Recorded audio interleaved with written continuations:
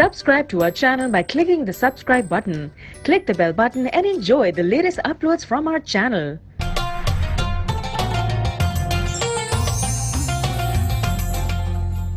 السلام علیکم ناظرین، پروگرام علم و حکمت کے ساتھ زبیر احمد حاضر خدمت ہے۔ اللہ تعالیٰ قرآن مجید میں فرماتا ہے وَمَا خَلَقْتُ الْجِنَّ وَالْإِنسَ إِلَّا لِيَعْبُدُونَ، کہ ہم نے انسان اور جنات کو اس لیے پیدا کیا تاکہ وہ میرے بندے بن کر رہیں۔ اللہ تعالیٰ فرماتا ہے وہ میرے بندے بن کر رہیں، یعنی میری عبادت کریں۔ گویا جنات سے بھی اسی طرح کا تقاضا کیا گیا ہے جو انسانوں سے کیا گیا ہے۔ اس کا مطلب یہ ہوا کہ جنات بھی با اختیار مخلوق ہے، جنات بھی اپنے بھلے اور برے کے درمیان تمیز کرنے کی صلاحیت رکھتے ہیں۔ یہ جنات ہیں کیا ان کے پاس جو انہیں حواس دیے گئے ہیں وہ بالکل انسانوں جیسے حواس دیے گئے ہیں؟ کیا انہیں عقل و شعور اتنا ہی دیا گیا ہے جتنا کہ انسانوں کو دیا گیا ہے؟ ہم یہ بھی دیکھتے ہیں کہ جنات کے اثرات انسانوں پر مرتب ہوتے ہیں۔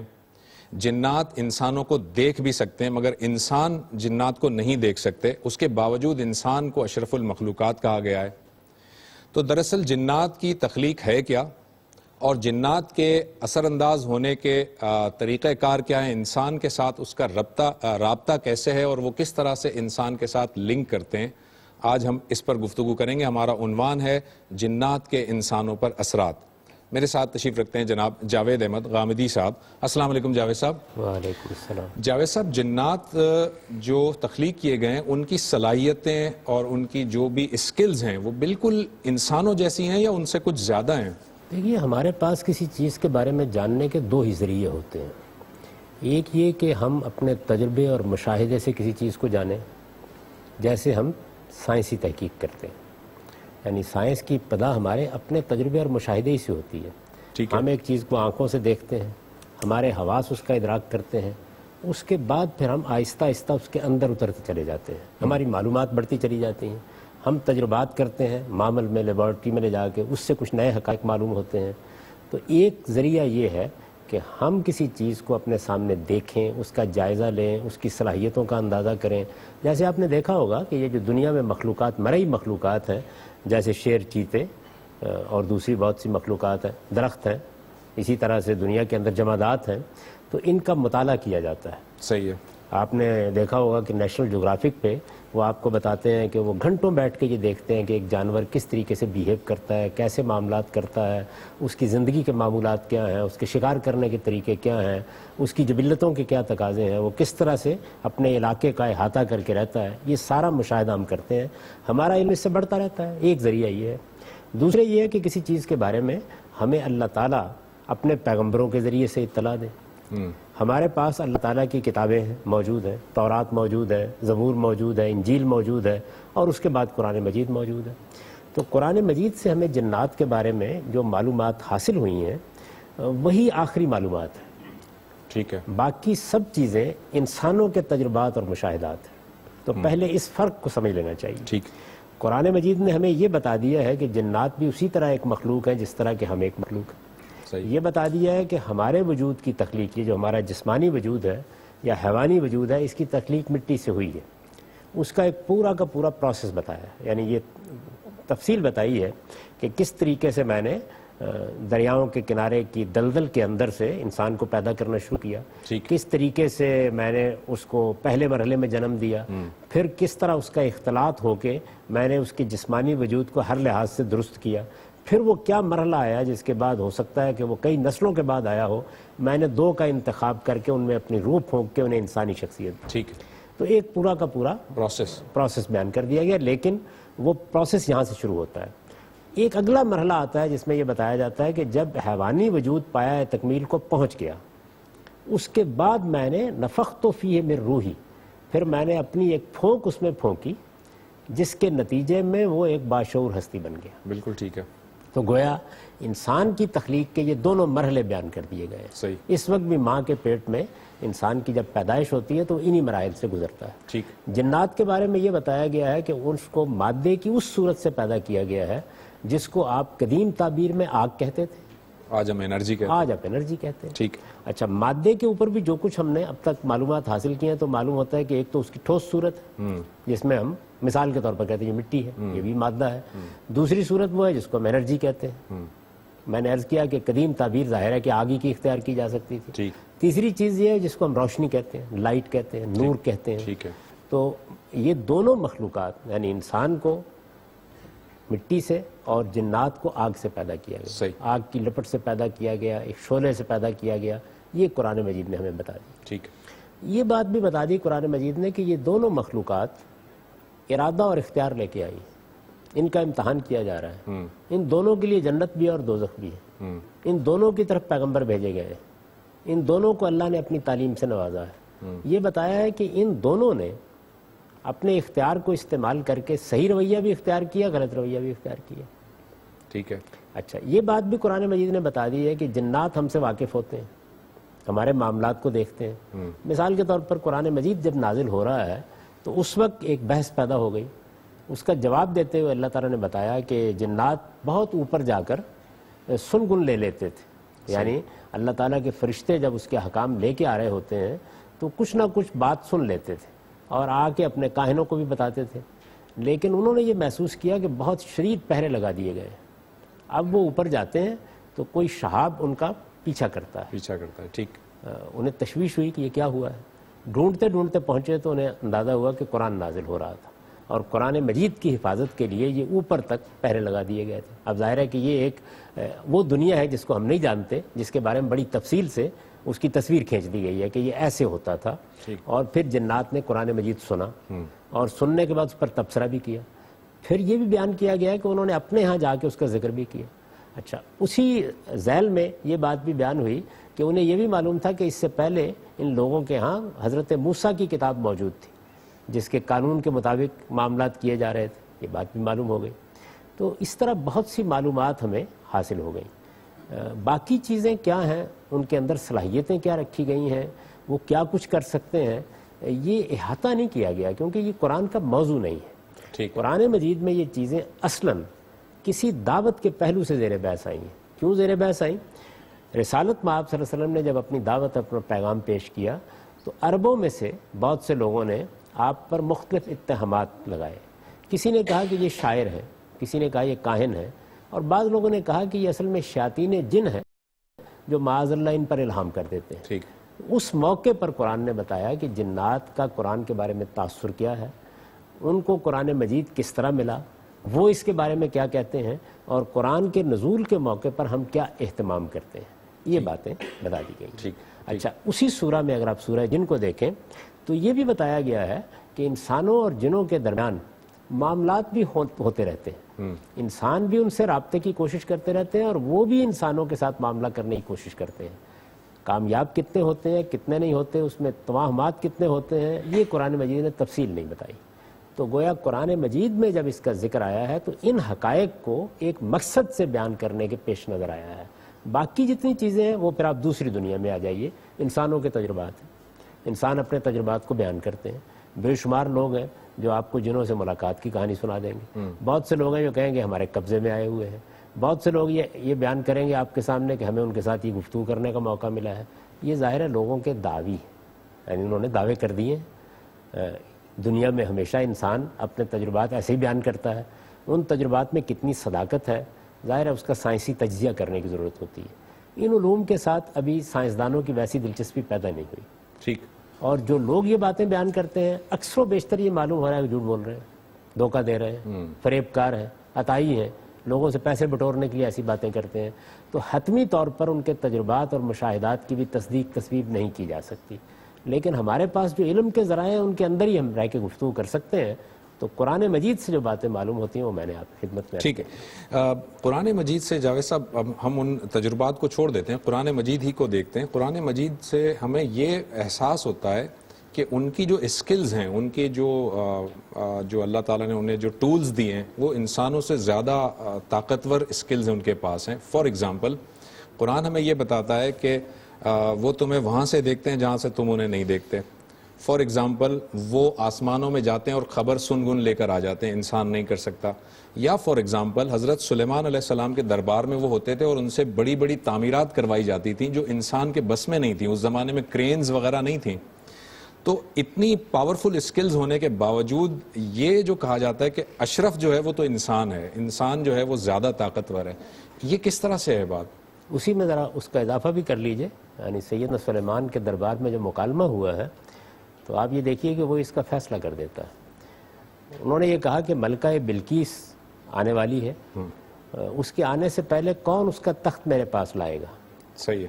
ایک جن جو ان کے دربار میں تھا, جیسے کہ قرآن نے بتایا ہے کہ ان کے ہاں جنات بھی تھے, پرندے بھی تھے, ان کے ہاں دوسرے جانور بھی تھے, وہ ان کی بولیاں بھی سمجھتے تھے, ان کے ساتھ بات بھی کر سکتے تھے.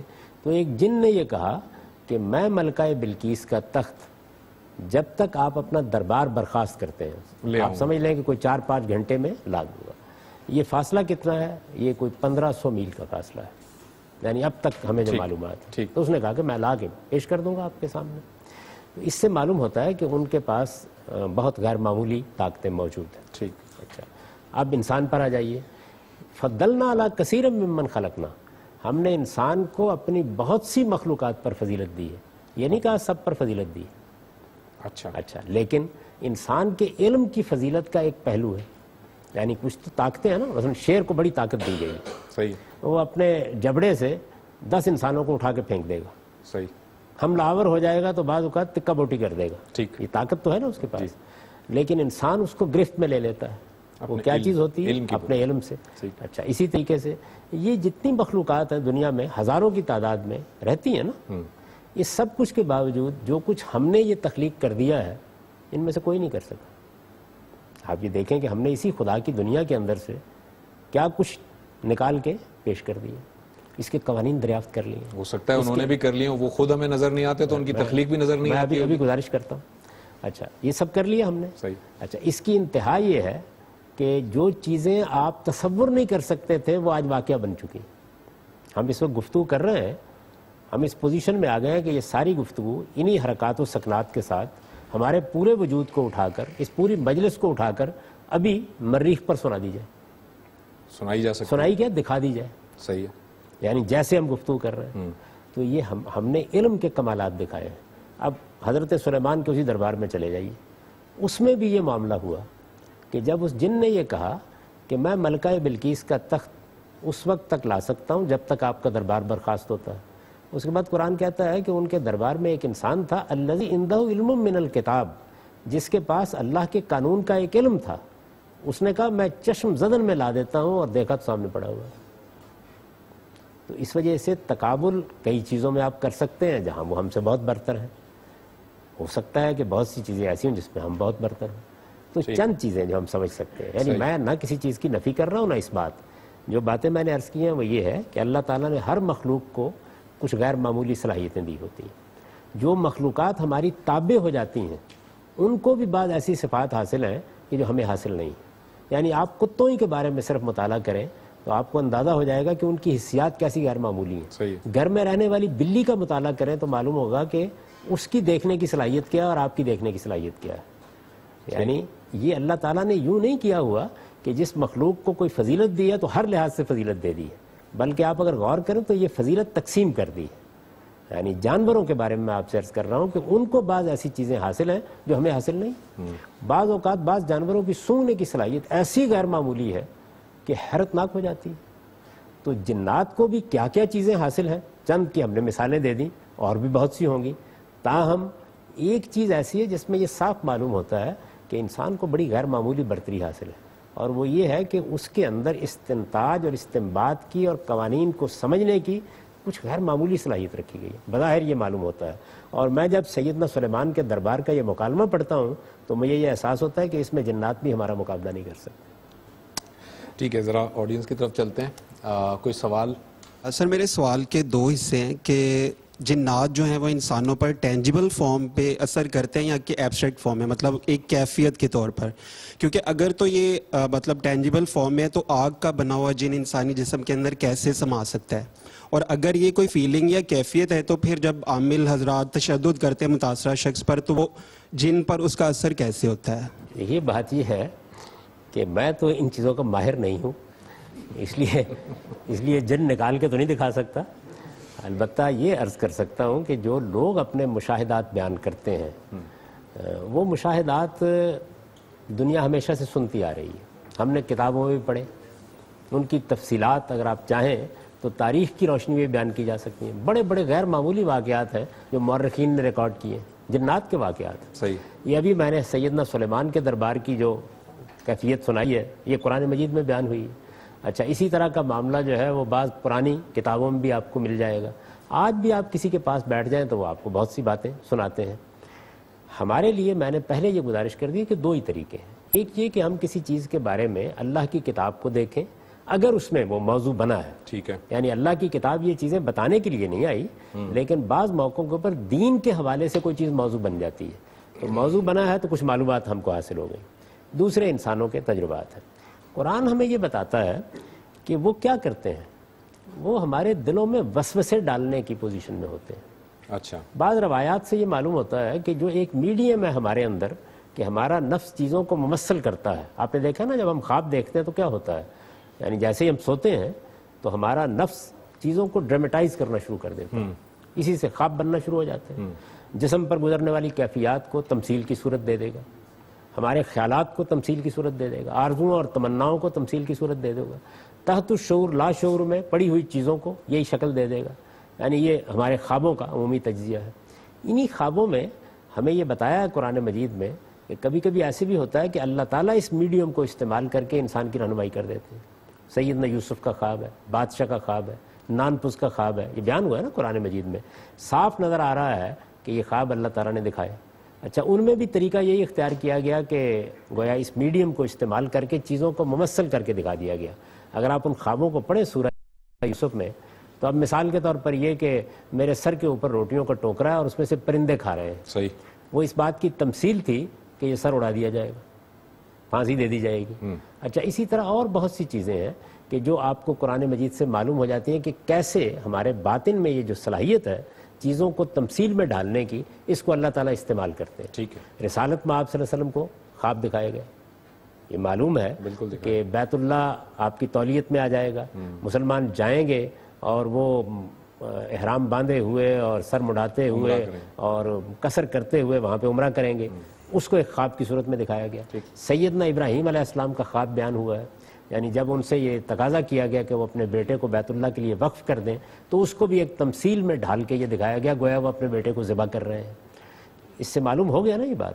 یہی معاملہ شیاطین جن بھی کر لیتے ہیں، یعنی وہ بھی ہمارے اندر خطور کرتے ہیں اور وسوسہ ڈال کے ہمارے اسی میڈیم کو استعمال کر لیتے ہیں بعض موقعوں کے اوپر۔ یہ باتیں تو ہمیں معلوم ہو گئی، اب رہ گئی یہ بات کہ یہ جو عامل حضرات بیان کرتے ہیں یا جو کہانی سناتے ہیں اس کی کیا نوعیت ہے۔ بے شمار معاملات جن کے بارے میں پہلے یہ خیال کیا جاتا تھا کہ کسی پر جن آ گیا ہے، اب جدید سائنس نے ہمیں بتا دیا کہ وہ نفسیاتی امراض ہوتے ہیں، وہ جن ایک معمولی سی دوا سے بھاگ جاتا ہے، یہ بھی ہو گیا۔ لیکن بہت سی چیزیں ابھی تجربے سے گزریں گی اور ہو سکتا ہے کوئی نئے حقائق ہمارے سامنے آ گئے، جتنا علم اس وقت تک ہمارا ہے ہم وہی بیان کر سکتے ہیں۔ ان کا جو سوال تھا اس میں یہ چیز تھی کہ جو جنات کے جو اثرات ہوتے ہیں وہ ٹینجیبل فارم میں ہوتے ہیں یا کیفیت ہوتی ہے صرف، یعنی کہ کیا جنات کے پاس یہ پاور ہوتی ہے کہ وہ انسان کو مار سکتا ہے، انسان کے کسی جسم کے حصے کا نقصان پہنچا سکتا ہے؟ کیونکہ آپ نے جن چیزوں کا حوالہ دیا کہ وہ سائنس بتاتی ہے کہ وہ نفسیاتی امراض ہوتے ہیں، یقیناً ہوتے ہیں نفسیاتی امراض، لیکن کوئی 1-8% ایسا ضرور ہوتا ہے کیس کہ جس میں ڈاکٹرز اور جو ماہر نفسیات ہوتے ہیں وہ بھی کہتے ہیں کہ جی یہ ہمارے پاس اس کا علاج نہیں ہے، اور اس کا علاج پھر وہی روحانی طریقے سے اس کا علاج کیا جاتا ہے، گویا کوئی نہ کوئی ایفیکٹ ہوتا ضرور ہے۔ اور وہ ایک روایت ہے نا کہ شیطان تمہارے بلڈ میں دوڑتا ہے، خون کی طرح دوڑتا ہے تمہاری رگوں میں، تو اس کا مطلب نفوذ تو کر جاتا ہے کوئی نہ کوئی جنات یا ایسی کوئی چیزیں، ان کی اسکلز ایسی ہیں کہ وہ انسان کی باڈی میں نفوذ کر جاتی ہیں۔ نہیں، یہ جو روایت ہے اس کا تو یہ مطلب نہیں ہے، اس میں یہ نہیں بیان کیا گیا کہ شیطان ہمارے اندر گھس جاتا ہے، اس میں تو یہ بیان کیا گیا کہ شیطنت یعنی انسان کا غلط رویے اختیار کرنا، انسان کا اپنی خواہشات کے حق اپنی لگام دے دینا، یہ جو دائیات ہیں انسان کے اندر جی، وہ اصل میں ہمارے اندر خون کی طرح گردش کر رہے ہیں۔ ٹھیک، شیطان کیا کرتا ہے وہ قرآن نے بتا دیا ہے کہ وسوسے ڈالتا ہے۔ یعنی شیاطین جن، ٹھیک ہے، شیطان انسانوں میں بھی ہوتے ہیں، جنوں میں بھی ہوتے ہیں، دونوں اپنے کام کرتے ہیں. تو اتنی بات تو ہمیں معلوم ہے. اب رہ گئی یہ بات کہ جو عامل حضرات کہتے ہیں کہ اس طرح وہ اندر چلے جاتے ہیں، قبضہ کر لیتے ہیں، گرفت میں لے لیتے ہیں. میں نے یہ عرض کیا کہ یہ ابھی دعوے ہیں، ان کے بارے میں آپ حتمی طور پر کچھ نہیں کہہ سکتے. تاہم یہ جو حتمی آپ نے طور پر فرمایا، انکار بھی نہیں کر سکتے ہم. ایسا ہی کرنا چاہیے. ٹھیک، دیکھیے بات یہ ہے کہ بہت سے معاملات کو دیکھنے کے بعد اندازہ ہوا کہ یہ تو نفسیاتی امراض تھے، ٹھیک ہے، دوا دی ٹھیک ہو گیا. اچھا جو آپ نے 1%, 2% بیان کیا ایکسپلین نہیں ہوئے، ڈاکٹر حضرات بھی پریشان ہو کے رہ گئے، صحیح، اچھے سائیکاٹرسٹ بھی کچھ نہیں کر سکے. تو یہ ہو سکتا ہے کہ اس کے وجوہ اسباب ابھی دریافت نہ ہوئے ہو جائیں، تو اس کی بنیاد پر بھی آپ اس دعوے کی تصدیق نہیں کر سکتے. ٹھیک، تو ہمیں اسی جگہ کھڑا رہنا چاہیے جس جگہ ایک سچا طالب علم کھڑا ہوتا ہے. جو باتیں اللہ کی کتاب سے معلوم ہوئیں وہ ایک حق ہے، وہ ہم نے بیان کر دیا. وہ باتیں جو انسان بیان کرتے ہیں وہ ایسے ہی ہے جس طرح انسان دواؤں کے بارے میں اپنے تجربات بیان کرتا تھا. پھر آپ ان دواؤں کو اٹھاتے ہیں، لیبارٹری سے گزارتے ہیں، ان کا تجزیہ کرتے ہیں، ان کے اجزاء الگ کرتے ہیں. کبھی تصدیق ہو جاتی ہے، کبھی تکذیب ہو جاتی ہے. ٹھیک ہے، کبھی معلوم ہوتا ہے کہ یہ جو چیز کہا جا رہا تھا کہ اس کے اثرات ہوتے ہیں، اب یہ دیکھیے اس پر سائنس میں بڑی تحقیق کی گئی کہ کیا انسان پر محض اس احساس کے بھی اثرات ہوتے ہیں کہ وہ دوا لے رہا ہے. تو پانی دے کر دیکھا گیا اس کے پلاسیبو اثرات ایفیکٹ ہوتے ہے نا، پلاسیبو ایفیکٹ ہوتا ہے. اسی کو کہا جاتا ہے. جی، یہ کیا چیز ہے؟ اس کا مطلب یہ ہے کہ انسان اپنے اندر ایک غیر مرئی شخصیت رکھتا ہے جو صرف جسمانی نہیں ہے، ٹھیک، اس کے اوپر نفسیاتی روحانی اثرات بھی ہو جاتے ہیں. تو اس طرح کی جتنی چیزیں ہیں یہ ظاہر ہے ایک سائنسی طریقے سے قاعدہ بن جائے، آپ کو لیبارٹری میں دکھائی جا سکیں، اس موقع پر پھر ہم کہتے ہیں اب یہ حتمی ہو گئی ہے، اب بڑی حد تک یقینی علم حاصل ہو گیا ہے.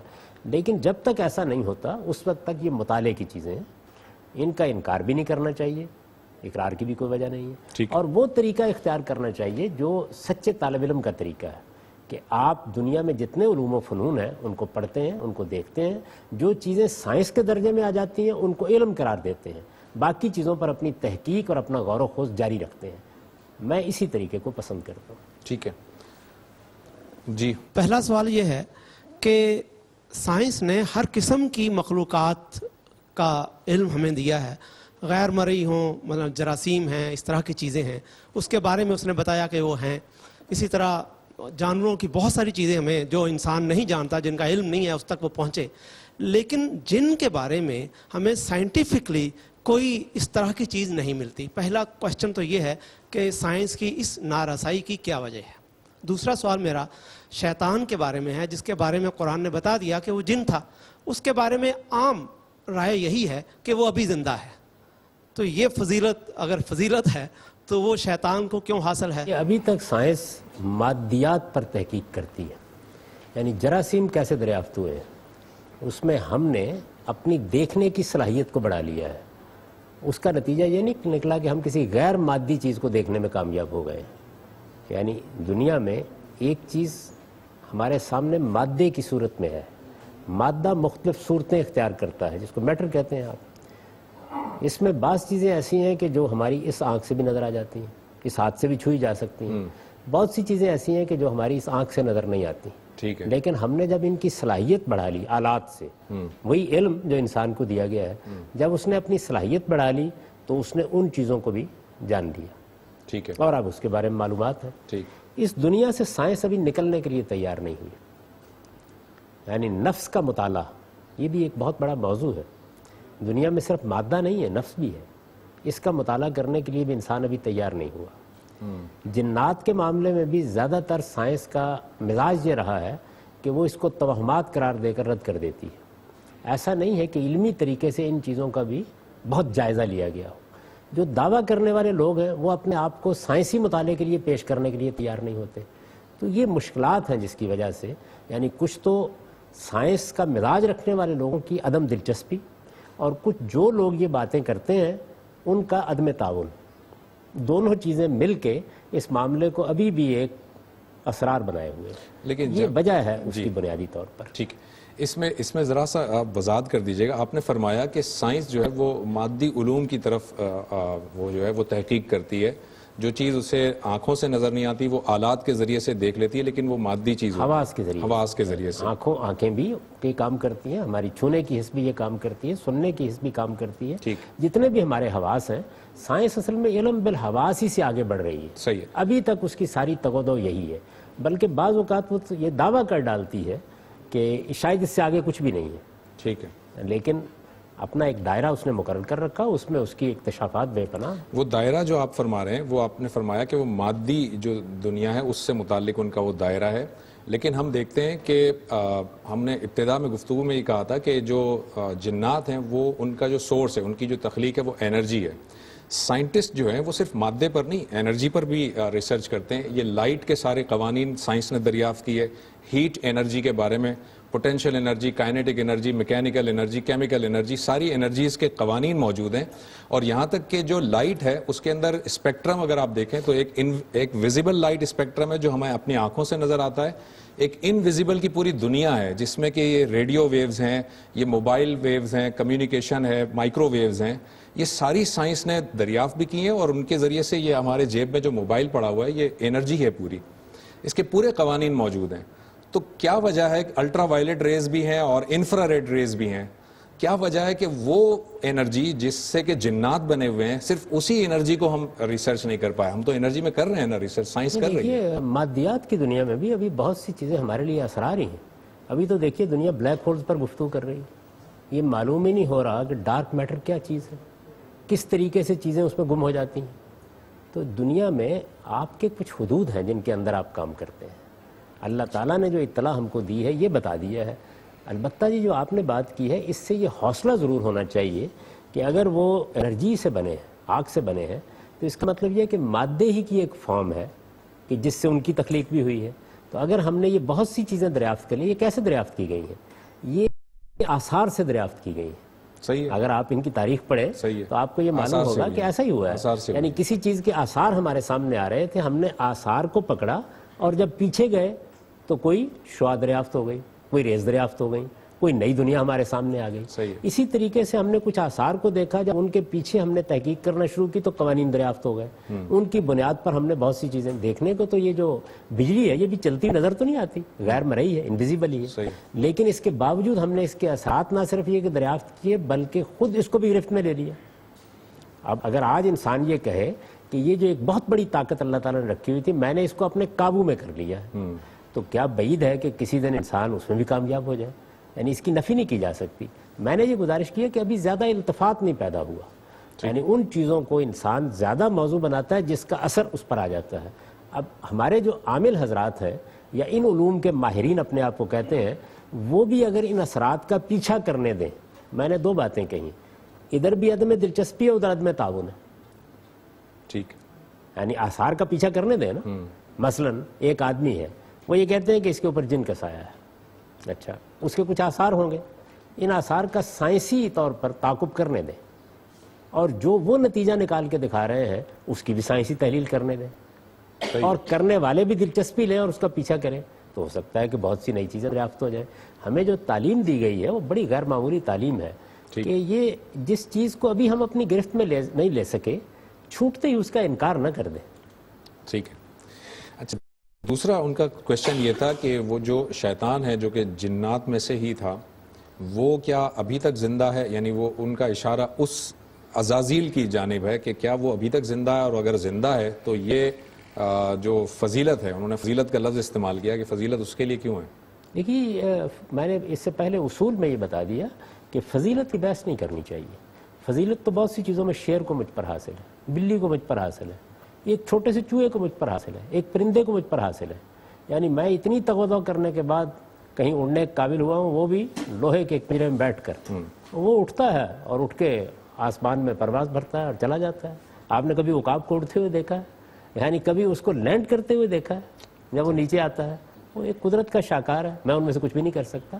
اس لیے فضیلت کا مسئلہ نہیں ہے، یعنی اللہ تعالیٰ نے یہ دنیا اس اصول پر نہیں بنائی کہ کسی ایک کو ساری فضیلتیں دے دی ہیں۔ آپ دیکھیں انبیاء علیہ السلام کے بارے میں بھی کیا ارشاد فرمایا ہے کہ ہم نے ان میں سے کسی کو کسی پر اور کسی کو کسی پر فضیلت دی، پھر اس کی مثالیں بھی دے دی ہیں۔ تو اللہ تعالیٰ کی دنیا میں یہ فیصلہ کرنا کہ ساری فضیلتیں مجھے یا فلاں کو حاصل ہیں، یہ ٹھیک نہیں ہے، یہ اپروچ ہی ٹھیک نہیں ہے۔ جنات کی عمر کیا ہے کوئی معلومات نہیں، یعنی ہم نہیں جانتے۔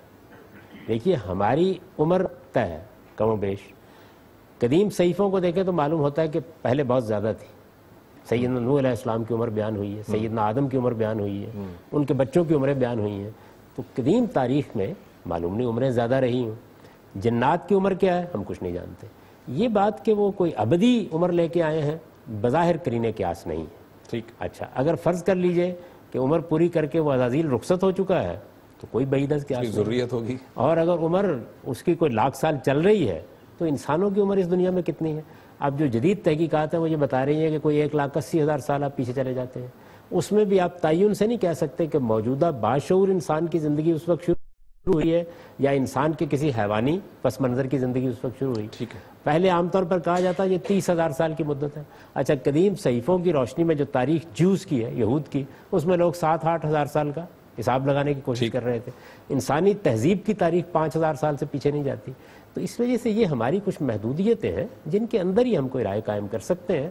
اس میں حتمی طور پر ہم کچھ نہیں کہہ سکتے لیکن یہ ایمان رکھنا کہ وہ کوئی ازلی ابدی مخلوق ہے ہمیشہ سے ہے ہمیشہ رہے گا یہ چیز کسی طرح بھی ٹھیک نہیں ہے. اس کی بھی ایک عمر ہوگی اور وہ ہو سکتا ہے پوری ہو گئی ہو سکتا ہے بھی نہ ہوئی. ٹھیک ہے. جاوید صاحب یہ کہاں تک درست ہے کہ یہ جو کہا جاتا ہے کہ جب بھی کوئی انسان پیدا ہوتا ہے تو اس انسان کے ساتھ ہی ایک جن پیدا ہوتا ہے جو اس کا ہمزاد کہلاتا ہے یا اس کا قرین کہلاتا ہے اور وہ زندگی بھر اس کے ساتھ رہتا ہے اور پھر جب انسان اس دنیا سے رخصت ہو جاتا ہے تو پھر وہ الگ ہو جاتا ہے. یہ کہاں تک درست ہے؟ یہ بھی لوگوں کا ایک وہم ہے وہ جو بیان کرتے ہیں. قرآن مجید میں یا کسی صحیح حدیث میں ایسی کوئی بات بیان نہیں ہوئی.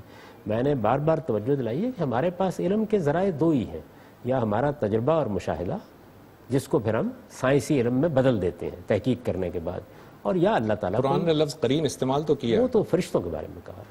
ٹھیک. ان کے بارے میں کہا ہے یعنی وہ جب لے کے جائیں گے تو اس وقت فرشتوں کے بارے میں تو ہمیں معلوم ہے کہ وہ ہم پر مقرر بھی ہیں وہ ہمارا حساب بھی لکھ رہے ہیں. قرآن مجید نے ان کا ذکر بھی کیا ہے لیکن جنات کے بارے میں ایسی کوئی بات قرآن مجید میں نہیں ہے نہ کسی صحیح حدیث میں بیان ہوئی. جی جاوید صاحب میرا سوال یہ ہے کہ جادو ایک علم ہے تو اس علم کے استعمال میں کیا جنات ممد و معاون ہوتے ہیں یا انسان ہی اسے سیکھ کر منفی مقاصد کے لیے استعمال کرتے ہیں؟ اب تک جو ہماری معلومات ہیں اس سے یہ اندازہ ہوتا ہے کہ 3 طرح کے علوم ہیں جن کو میں نفسی علوم سے تعبیر کرتا ہوں. یعنی ایک مادی علوم ہے اور ایک نفسی علوم ہے. نفسی علوم میں 3 طرح کی چیزیں ہیں. ایک جادو ہے یہ بہت ہی ادنا صورت ہے ان کی اور یہ بالکل ایک علم ہی ہے سیکھا جاتا ہے.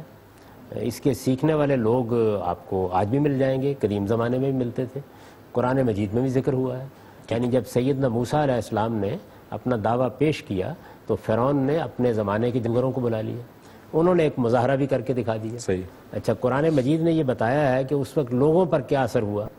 تو گویا ایک طرح سے یہ رہنمائی بھی دے دی ہے کہ جادوگر جو کچھ بھی کرتا ہے وہ کیسے کرتا ہے. یعنی وہ ہمارے متخیلے پر اثر انداز ہو جاتا ہے. ایک نوعیت کا نفسیاتی اثر اس کے اوپر ہوتا ہے. ہم اس متخیلے پر اثر کو اپنی عام زندگی میں مشاہدہ کرتے ہیں. ایلوژنز ہیلوسینیشنز کیا چیزیں ہیں؟ وہ یہی ہوتا ہے کہ ایک خاص طرح کی صورتحال میں بعض اوقات ہمیں رسی بھی سانپ نظر آ رہی ہوتی ہے.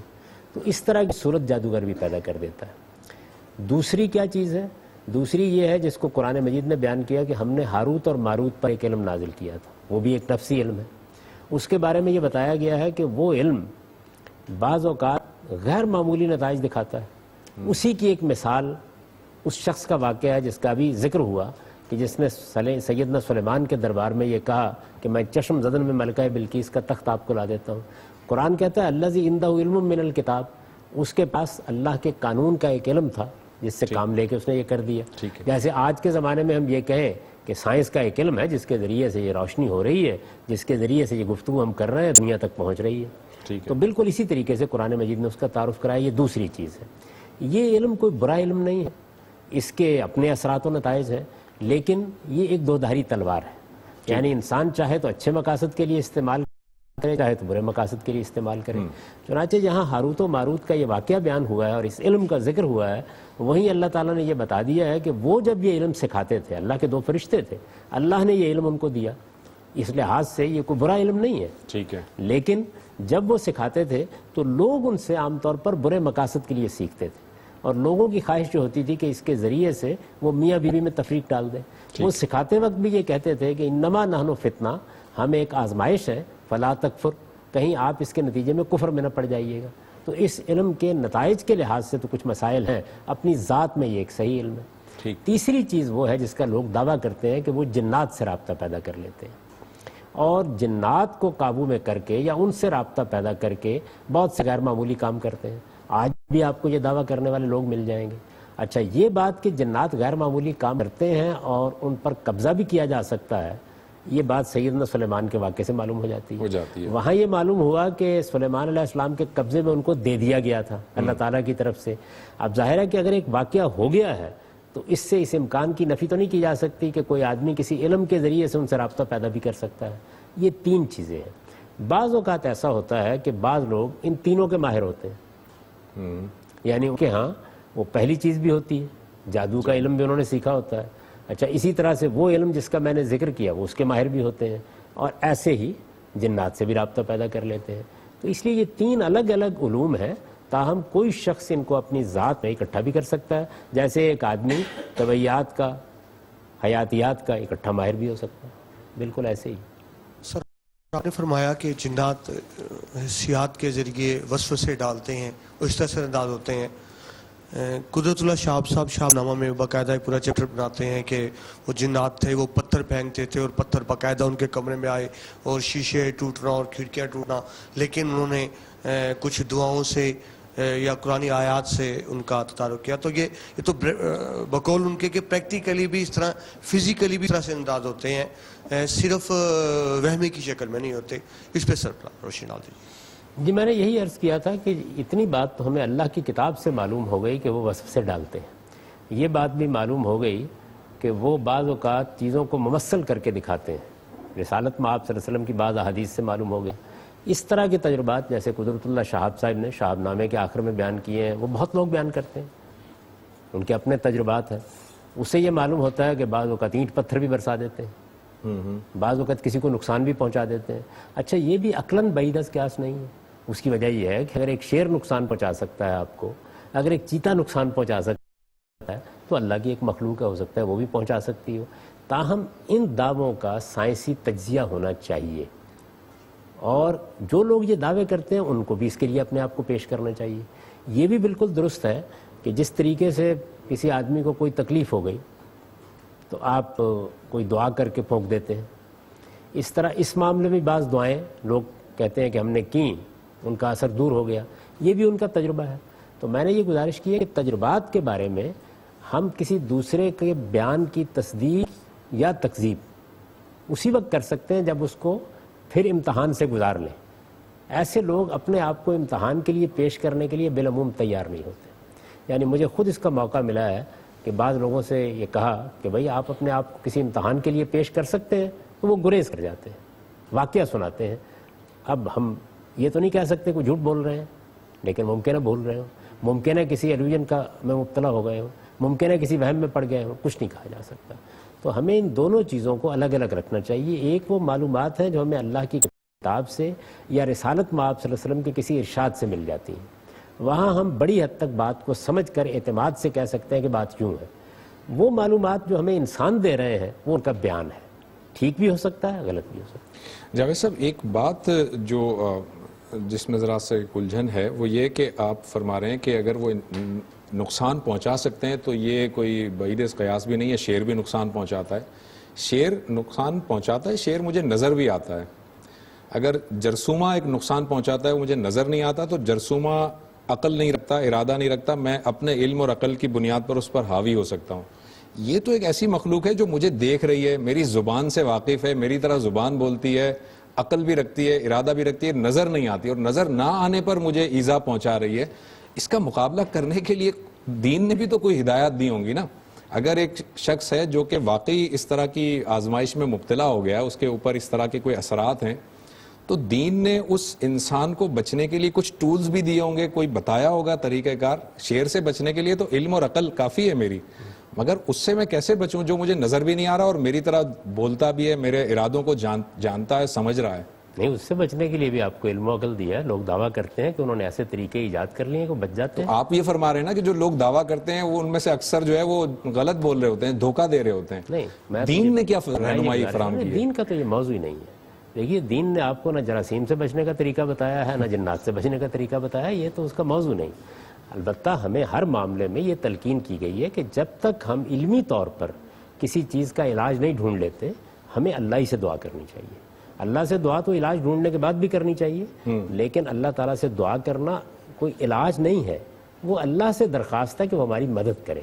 اور اللہ تعالیٰ ہر چیز پر قدرت رکھتا ہے، وہ جنات پر بھی قدرت رکھتا ہے، فرشتوں پر بھی قدرت رکھتا ہے، باقی مخلوقات پر بھی قدرت رکھتا ہے.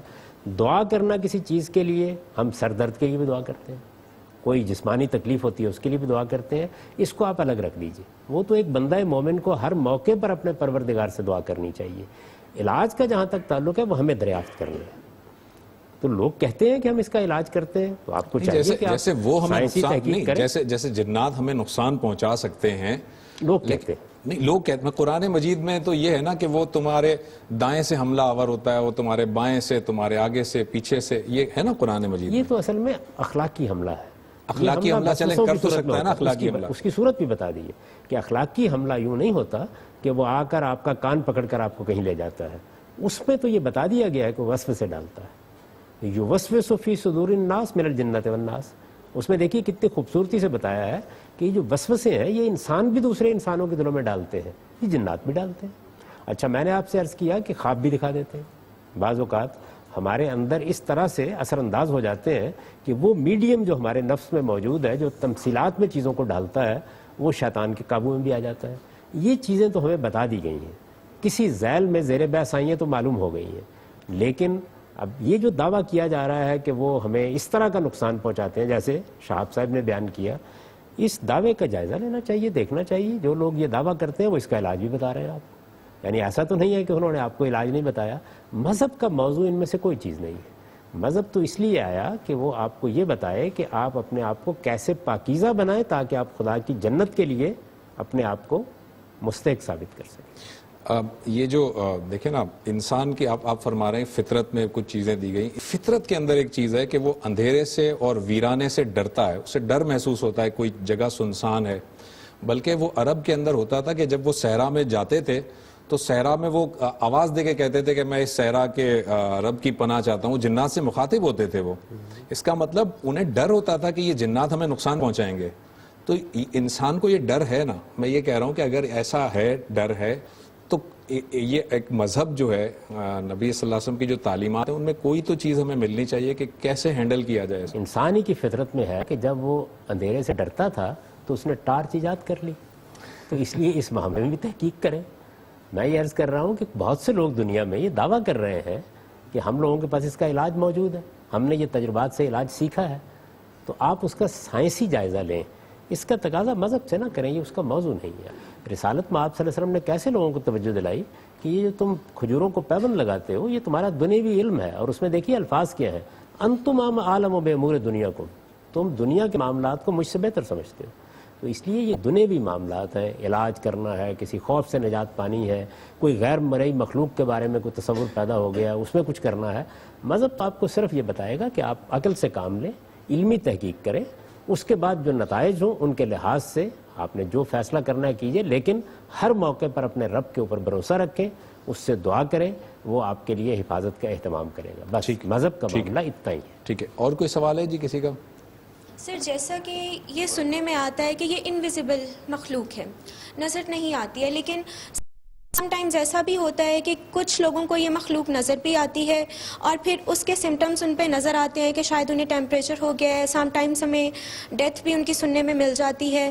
اور اگر ہم اس پہ بلیو نہیں بھی کرتے ہیں تو جن لوگوں نے دیکھا ہے ان کے جو نزدیکی رشتہ دار ہیں وہ اس چیز کو زیادہ پرووک کر رہے ہوتے ہیں. تو اس بارے میں جی کچھ لوگوں کو یہ نظر آ بھی جاتے ہیں انویزیبل ہونے کے باوجود، کچھ لوگوں کو نظر آ جاتے ہیں اور وہ سمٹم بھی بتاتے ہیں. بعض لوگ یہ کہتے ہیں کہ ان کی جو فیمیل ہوتی ہے ان کا پنجہ مڑا ہوا ہوتا ہے، الٹی طرف ہوتا ہے. یہ سب کیا چیزیں ہیں جاوید صاحب؟ دیکھیے یہ بھی لوگوں کے بیانات ہیں. جی یہ بات کہ کیا اس طرح کی غیر مرئی مخلوقات نظر آ سکتی ہیں یہ قرآن میں بیان ہو گیا ہے. اس کی وجہ یہ ہے کہ دیکھیے فرشتے بھی ایسی غیر مرئی مخلوق ہیں. ان کے بارے میں قرآن نے بتایا ہے کہ جب وہ سیدہ مریم کے پاس آئے فَتَمَثَّلَ لَهُ بَشَرًا سَوِيًّا. اسی طرح یہ بتایا جب وہ سیدنا ابراہیم علیہ السلام سے ملے تو انسانی صورت میں تھے. اس سے یہ بھی معلوم ہوا کہ وہ متمثل ہو جاتے ہیں، یعنی انسانی صورت کو اختیار کر لیتے ہیں. صحیح ہے. اچھا جو مخلوق کوئی صورت اختیار کر سکتی ہے تو صرف انسانی تو نہیں کر سکتی، اور بھی کر سکتی ہے. یہ بات کہ انسان اس طرح کی مخلوقات کو ان کی اصل صورتوں میں بھی دیکھ سکتا ہے اگر اللہ چاہے. سیدنا جبریل علیہ السلام کو رسول اللہ صلی اللہ علیہ وسلم نے ان کی اصل صورت میں دیکھا. قرآن مجید میں اس ملاقات کا ذکر ہوا ہے، اور وہ ذکر اس طرح ہوا ہے کہ پورے وہ افق پر چھائے ہوئے تھے اور کانا کعبہ قوسین او ادنیٰ، گویا 2 کمانوں کے فاصلے تک آ گئے. تو اس وجہ سے اس امکان کی تو نفی نہیں کی جا سکتی کہ لوگ ان کو دیکھ سکتے تھے، نہیں دیکھ سکتے. سیدنا سلیمان علیہ السلام بھی دیکھتے ہوں گے، وہ بھی دیکھتے ہیں، لیکن دیکھتے کس صورت میں ہیں، کیسے دیکھا جا سکتا ہے، یہ ظاہر ہے اب لوگوں کے بیانات ہیں. اس میں کوئی بات ہمارے پاس حتمی طور پر نہیں ہے جو ہم کہہ سکیں. بیان کرنے والے بیان کرتے ہیں. میں نے بار بار یہ عرض کیا ہے کہ اس کا سائنسی تجزیہ ہونا چاہیے. آپ محض وہم قرار دے کے اس کو رد بھی نہیں کر سکتے. تاہم بہت سے اوہام بھی ہوتے ہیں جن کو لوگ یہ شکل دے دیتے ہیں، بہت سی بیماریاں بھی ہوتی ہیں جن کو یہ شکل دے دیتے ہیں. اگر تو یہ ہوتا کہ اب تک ہم ایک ہی جگہ کھڑے ہوتے، یعنی جب یہ کہا جاتا ہے کہ فلاں جگہ جن آ گیا ہے اور اس کی کوئی توجیہ بھی ہماری سمجھ میں نہ آتی، تو شاید سائنس زیادہ متوجہ ہو جاتی. لیکن جیسے ہی ہم نے دیکھا کہ اچھا وہ تو بعض دماغی امراض ہیں جن سے یہ اثرات ہو جاتے ہیں، جب ان کا علاج کیا تو علاج بھی ہو گیا، تو اس سے شبہ اور بڑھ گیا کہ نہیں کہا جا سکتا کتنا جھوٹ بولا جا رہا ہے، کتنی اس میں سچائی ہے. تاہم تحقیق ضروری ہے کہ وہ کی جائے. جہاں تک میرا تعلق ہے، میں تو آپ کو 2 ہی باتیں بتا سکتا ہوں. اللہ کے پیغمبر نے کوئی بات کہی ہے، وہ میں نے عرض کر دیا کہ یہ باتیں قرآن مجید میں بیان ہو گئی ہیں یا کسی صحیح حدیث میں بیان ہو گئی ہیں، یا یہ ہے کہ جو ہمارے پاس لوگوں کی معلومات آتی ہیں. اب وہ معلومات جو کچھ بھی آ رہی ہیں وہ انسانوں کا بیان ہے. ان کی صحت و عدم صحت کا فیصلہ کرنے کے لیے علمی اور تحقیقی کام کرنا چاہیے. تو میں گزارش کر رہا ہوں کہ وہ بھی تعاون کریں اور اپنے آپ کو پیش کریں اس کے لیے، تاکہ علم آگے بڑھے اور سائنسی مزاج رکھنے والے لوگ بھی تجربہ کرنے کے لیے تیار ہو جائیں. ٹھیک ہے جی، تھینک یو ویری مچ. ہمارے پروگرام کا وقت ختم ہوا چاہتا ہے. مجھے یقین ہے آپ کے پاس اور بھی بہت سارے سوالات ہوں گے، لیکن ہمارا پروگرام اب ختم ہوا چاہتا ہے. آپ کا بہت بہت شکریہ، آپ پروگرام میں تشریف لائے. جاوید صاحب آپ کا بہت شکریہ.